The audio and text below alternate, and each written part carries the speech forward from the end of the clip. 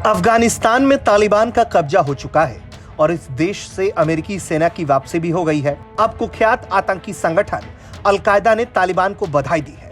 Al Qaeda ने कश्मीर और दूसरे तथाकथित इस्लामिक क्षेत्रों को इस्लाम के दुश्मनों के चुंगल से आजाद कराने की मांग की है। तालिबान ने जिस समय संपूर्ण स्वतंत्रता हासिल करने की घोषणा की थी, उसके कुछ घंटे बाद ही अलकायदा ने तालिबान को यह बधाई संदेश भेज दिया। अलकायदा अफगानिस्तान से अमेरिकी सैनिकों की वापसी को एक बड़ी जीत के तौर पर देख रहा है।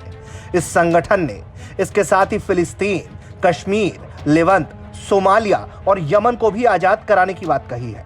इस बधाई संदेश का शीर्षक था, अफगानिस्तान में अल्लाह द्वारा दी गई जीत पर इस्लामिक दुनिया को बधाई।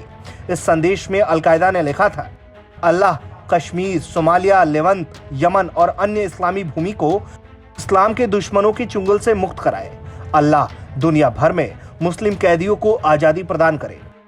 आगे लिखा गया है कि हम उस सर्वशक्तिशाली की प्रशंसा करते हैं जिन्होंने सरगना अमेरिका को शर्मिंदा किया है और हराया है।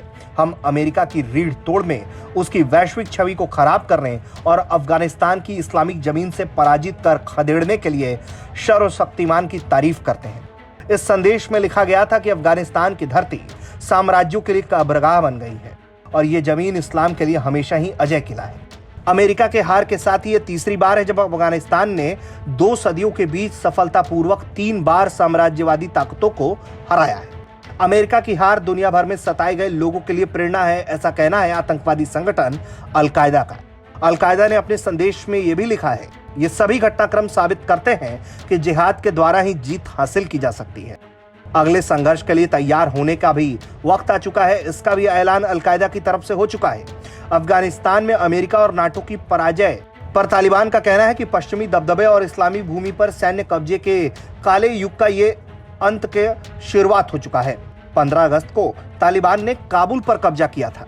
इसके बाद से ही क्षेत्रीय विश्लेषकों और सुरक्षा अधिकारियों ने चिंता जताई है कि तालिबान की ये जीत दक्षिण एशिया में मौजूद आतंकी संगठनों को आत्मविश्वास देने का काम कर सकती है और इससे सुरक्षा एजेंसियों के लिए काफी चुनौतियां खड़ी हो सकती हैं।